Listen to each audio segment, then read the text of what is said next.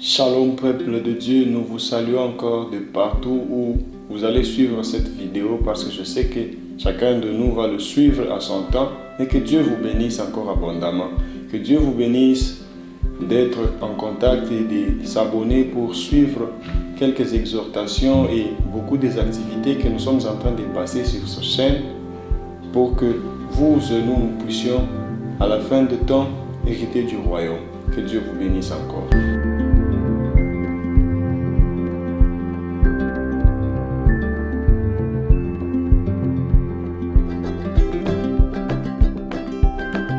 Alors aujourd'hui, nous allons encore partager un autre petit thème qui va encore nous aider à nous réveiller. Nous sommes en train juste de nous motiver dans la vie chrétienne, nous sommes en train juste de nous réveiller, de nous rappeler certains concepts. Ce n'est pas que les choses que nous sommes en train de dire ici sont nouvelles, mais c'est des choses que nous connaissons déjà, mais juste un rappel peut nous permettre de bien démarrer, de bien encore continuer, de bien encore faire notre marche chrétienne. Alors bien aimé, je te prie de toujours suivre ces quelques minutes, ça peut te rappeler quelque chose qui va t'aider encore à fixer ta vie spirituelle. Alors aujourd'hui nous allons parler un peu sur un concept, une promesse que Dieu a faite à Josué et au peuple d'Israël et voir si cette promesse-là peut être aussi applicable dans notre vie de ce jour. Parce que nous crions tout le temps, nous lisons, il y a des fois nous voulons nous approprier des promesses qui sont dans la Bible, mais en réalité, beaucoup de fois, nous ne sommes pas en train de vivre ces promesses-là. Pourquoi nous ne sommes pas en train de les vivre? Alors, nous allons essayer de comprendre dans ce petit message, voir pourquoi est-ce que certaines promesses que Dieu avait données dans l'Ancien Testament, tout comme dans le Nouveau Testament, mais nous, de nos jours, nous ne sommes pas en train de vivre cela. Alors, nous sommes dans le livre de Josué au chapitre 1, verset 3.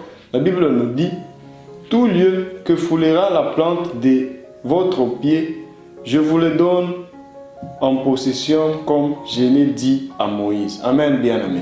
Ça, c'est une promesse que Dieu avait faite à Moïse. Il avait dit « Moïse, sors mon peuple et je vais te dire où est-ce que tu vas amener mon peuple. » Alors, le peuple était en train de partir, quittant de l'Égypte jusqu'à Canaan.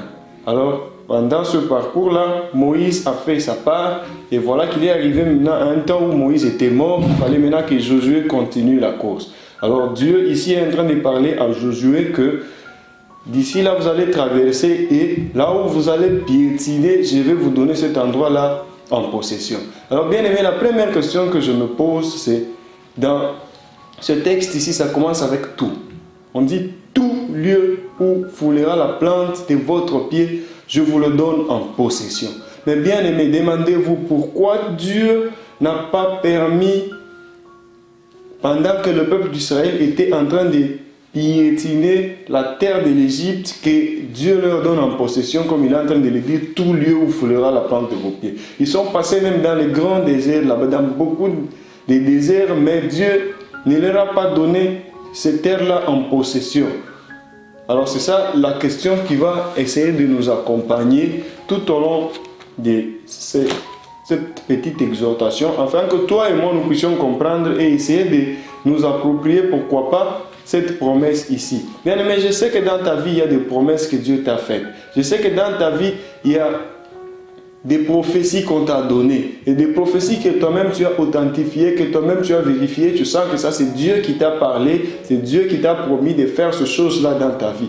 Mais des années sont en train de passer et tu ne vois pas la réalisation de cette chose. Alors c'est quoi le problème qui se pose pour que cette chose-là ne se fasse pas? Alors bien aimé, ici vous allez remarquer que Dieu, quand il était en train de parler à Josué, que tout lieu où foulera la plante de ton pied, je te le donne en possession. Il n'était pas en train de parler de n'importe quel lieu, mais il était en train de parler d'un endroit très spécifique.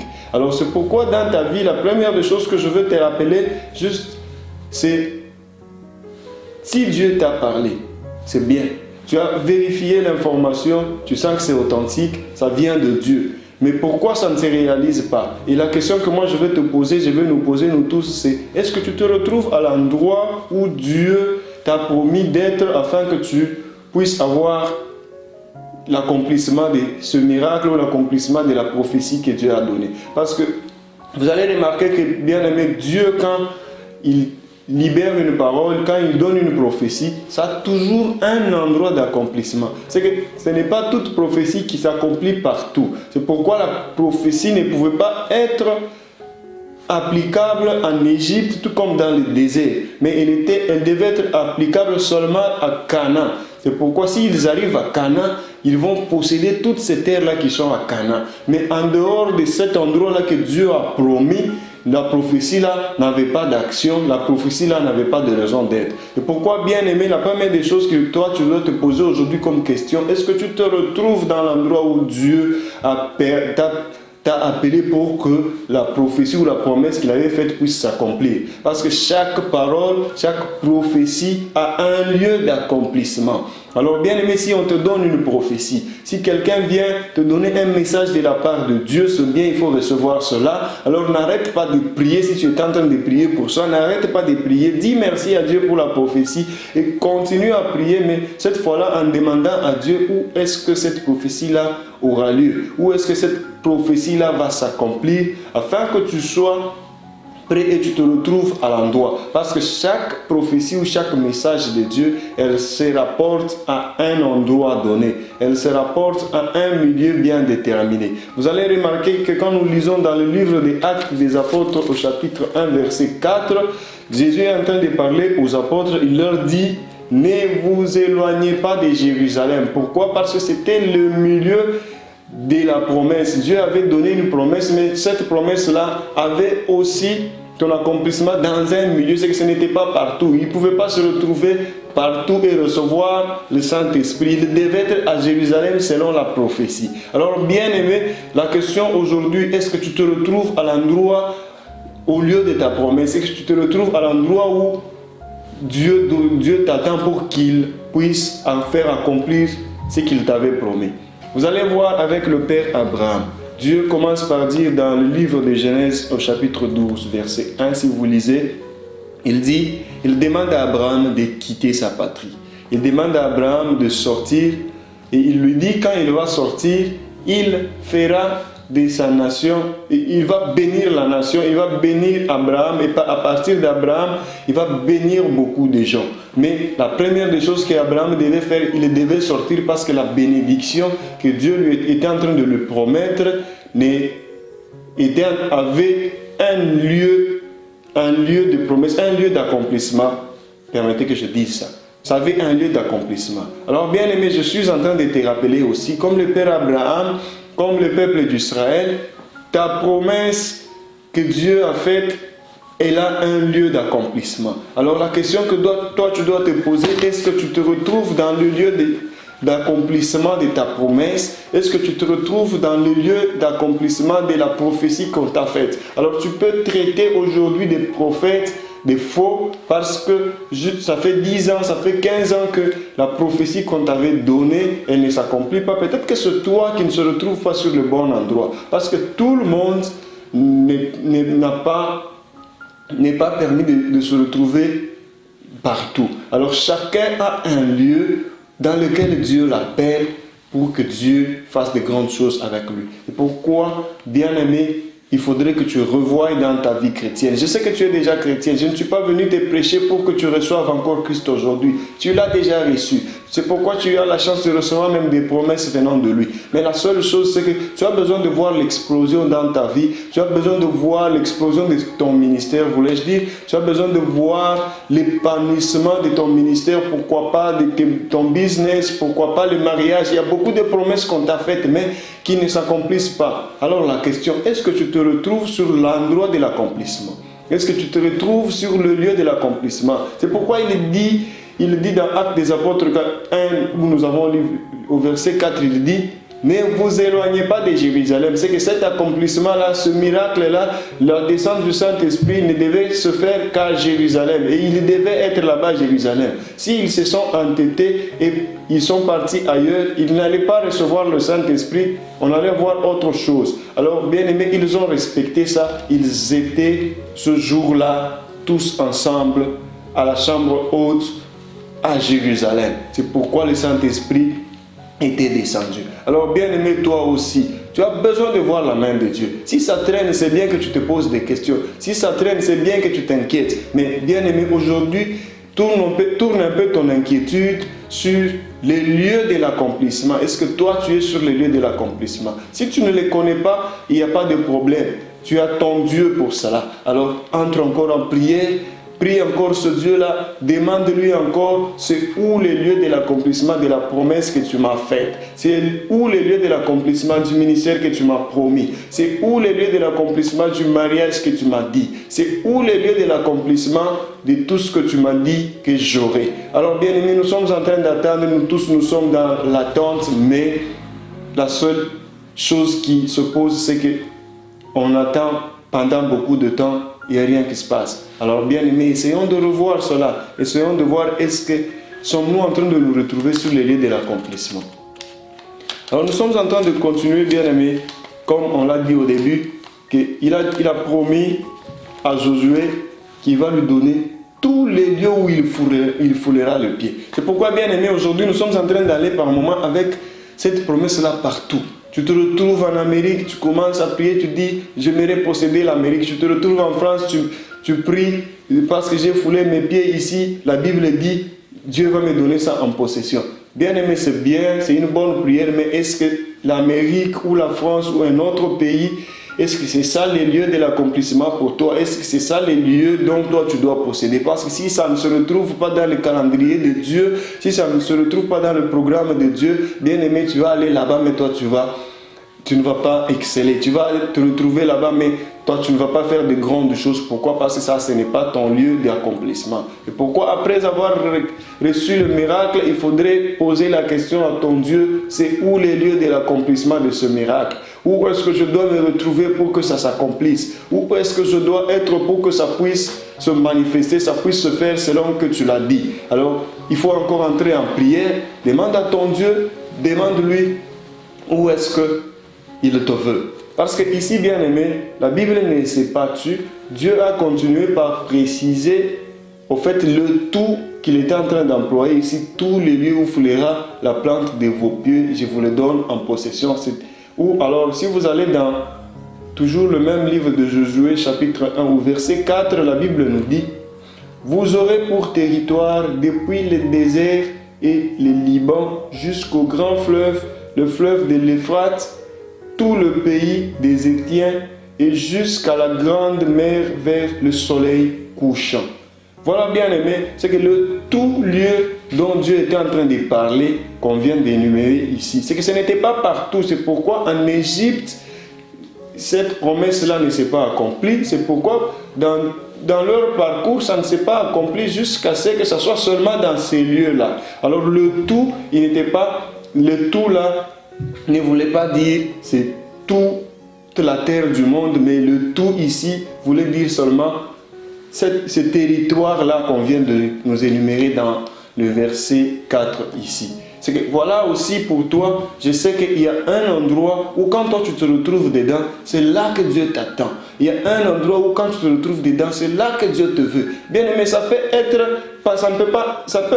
autre chose qu'un milieu physique ou un territoire seulement, mais pour toi ça peut être peut-être un ministère. Peut-être que toi tu te retrouves dans un autre ministère que dans lequel Dieu est en train de t'attendre. Alors bien aimé, pose-lui la question, c'est ici où est-ce que tu es en train de m'attendre? Est-ce que c'est pour être docteur que tu m'attends? Tu m'as appelé. Est-ce que c'est pour être prophète que tu m'as appelé? Est-ce que c'est pour être, je ne sais pas, évangéliste que tu m'as appelé? Alors bien aimé, quand tu te retrouves dans ce que Dieu t'a appelé, tu vas voir, il y aura toujours des succès en succès. Qui n'est pas en train de rêver les succès dans le monde ici? Qui n'est pas en train de rêver de voir son ministère aller de l'avant? Qui n'est pas en train de rêver de voir tout marcher bien? Alors bien aimé, la seule chose pour que tu réussisses, pour que ça marche, il faudrait que tu te retrouves là où Dieu t'a placé. Il faudrait que tu te retrouves là où Dieu te veut. Alors regarde dans ton ministère, si ça ne marche pas, si beaucoup de choses, tu forces tout dans ce que tu fais, bien aimé, essaye de t'arrêter et pose à Dieu la question, est-ce que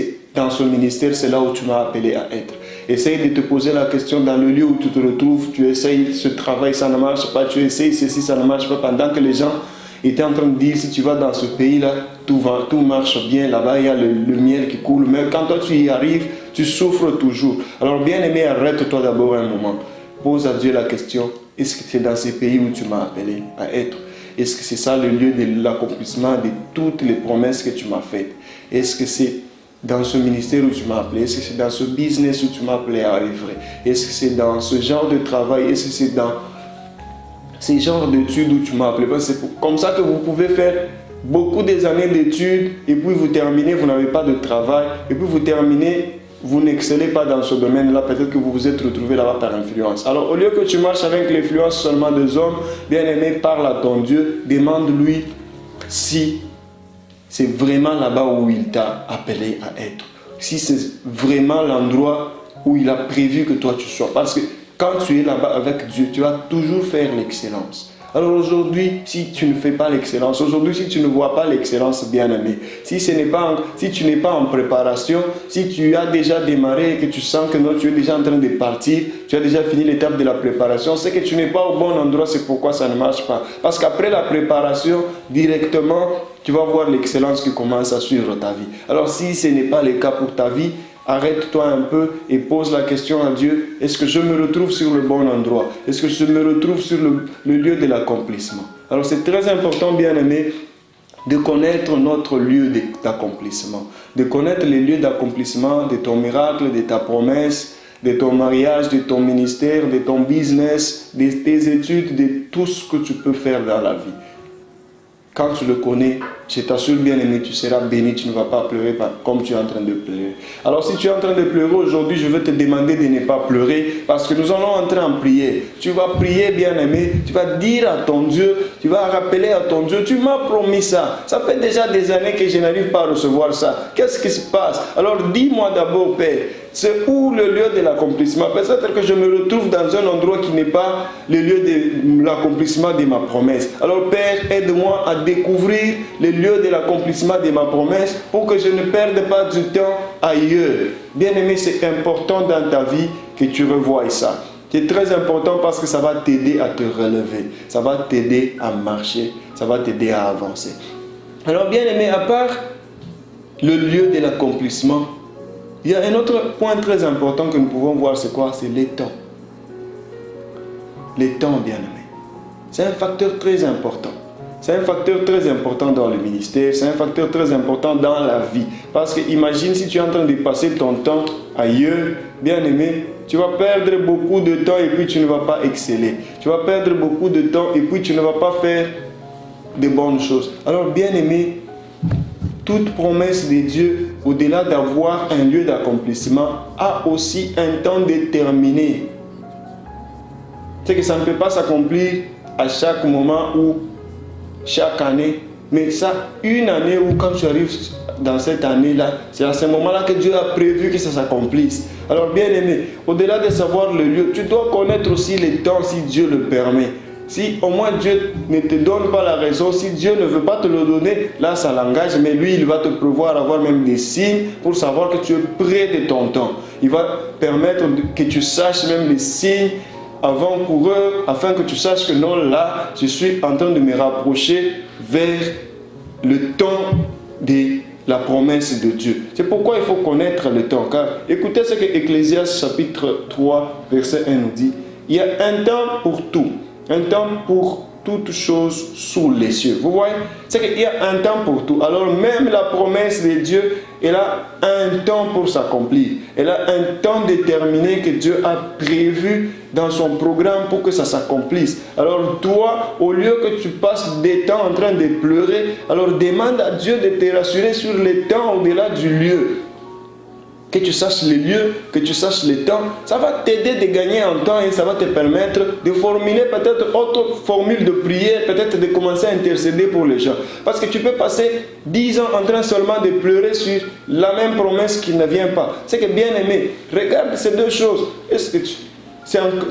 Quand est-ce que ça va s'accomplir?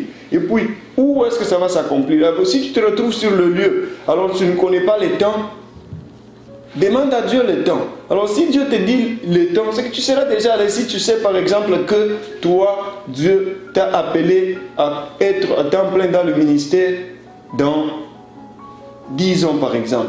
C'est que quand tu es encore dans la 3e année, c'est que tu ne vas pas t'inquiéter parce que tu sais que dans 10 ans, c'est à ce moment-là que Dieu m'a appelé directement.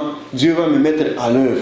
Alors bien, tu seras déjà rassuré, tu ne vas pas t'inquiéter, tu ne seras pas en train de tourner de gauche à droite. Alors pour t'éviter ces choses, alors pose-toi ces 2 questions. Est-ce que je me retrouve sur le lieu où Dieu m'a appelé? Est-ce que c'est ça son temps? Parce que si ce n'est pas le temps, ne sois pas pressé. Si ce n'est pas aussi le lieu, alors trouve ton lieu.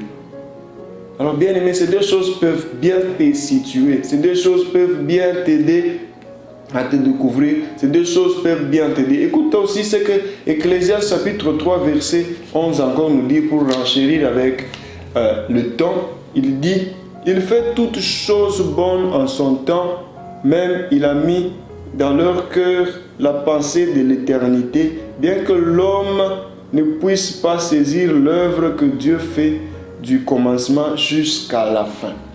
Vous voyez, on dit il fait chaque chose bonne à son temps. C'est que Dieu, quand il te promet quelque chose, il connaît quand est-ce que ça doit s'accomplir, le temps et le lieu. Alors bien aimé, si toi tu es son enfant, tu as le droit de lui demander quand est-ce que ça va s'accomplir, tu as le droit de lui demander où est-ce que ça va se faire. Tu as le droit de lui demander, je suis convaincu que Dieu va te donner toujours une orientation, que Dieu va te donner toujours même un signe pour que tu saches que là, tu es au bon endroit et au bon moment. Alors bien aimé, c'est des choses très importantes qu'il faudrait garder avec toi afin que Dieu puisse se manifester dans ta vie. Tu as besoin aussi d'œuvrer avec zèle dans l'œuvre de Dieu. Mais tu essayes de bricoler par-ci, par-là, ça ne marche pas. Alors demande à Dieu, est-ce que je me retrouve sur le bon endroit? Demande à Dieu, est-ce que je suis au bon moment? Alors si ce n'est pas encore le moment, tu vas attendre. Tu vas encore reculer et tu vas attendre. Bien aimé, imaginez quelque chose. Quand les apôtres étaient en train de demander à Jésus, quand est-ce que la fin va arriver? Quand est-ce que la fin va arriver? Jésus-Christ leur a dit, lui aussi il ne connaissait pas ni l'heure ni le jour. Mais par après, qu'est-ce qu'il leur a dit? Il a donné des signes. Il a dit, quand vous commencez à voir ça et ça, donc sachez déjà que c'est proche. Mais il n'a pas donné le jour, mais pour un enfant de Dieu, ces signes-là sont déjà des indicateurs qui pourront nous aider à comprendre que non, quand je vois ça, et puis tout ce signe s'accomplir, c'est que déjà, d'ici là, c'est prêt. D'ici là, nous sommes près de cette fin-là. Donc, un enfant de Dieu ne sera pas normalement étonné que l'enlèvement arrive tel jour. Pourquoi? Parce qu'il va voir des signes et déjà il va se préparer. Il n'a pas donné ça. Dieu n'a pas permis de donner le jour parce que quelqu'un d'autre peut réfléchir comme ceci. Il dit, je peux faire tout ce que je veux. Comme ça, 2 semaines avant ce jour-là, je me prépare.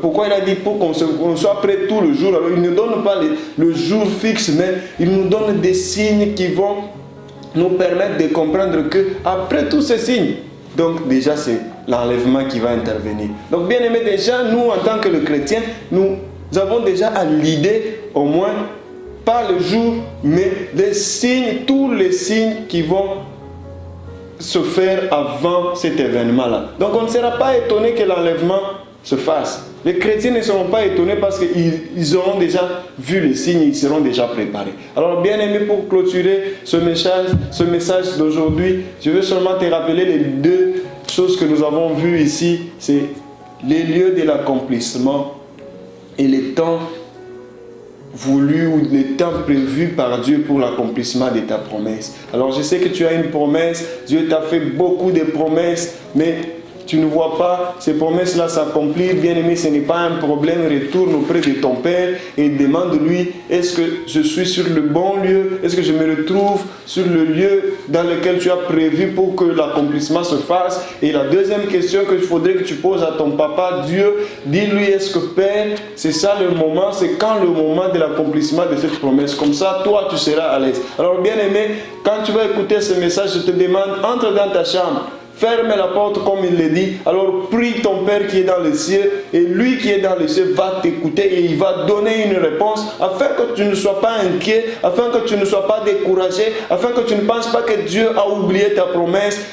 Il va répondre à ta promesse. Alors il va te déterminer, il va te donner des orientations pour que tu sois tranquille, pour que tu sois posé là où tu seras, afin que tu saches quand est-ce que ça va s'accomplir et où. Ça sera vraiment très bénéfique pour ton ministère, pour ton business, pour la réussite, pour les succès dans ta vie. Alors bien aimé, je sais que tu vas réussir. Je sais que tu es appelé à faire de grandes choses. Alors essaie seulement de voir ces deux petites choses dans ta vie. Essaie de revoir si tu te retrouves sur le lieu, demande à Dieu le temps. Si tu ne connais pas les deux, demande à Dieu et le temps et les lieux. Je suis sûr qu'il va te le dire et ça va t'aider à te préparer en conséquence. Que Dieu nous bénisse beaucoup et qui nous fasse du bien cette année, afin que nous puissions nous retrouver sur les lieux où il nous attend et attendre le temps pour que toutes les choses qu'il nous a promises puissent se faire et s'accomplir. Que Dieu nous bénisse beaucoup.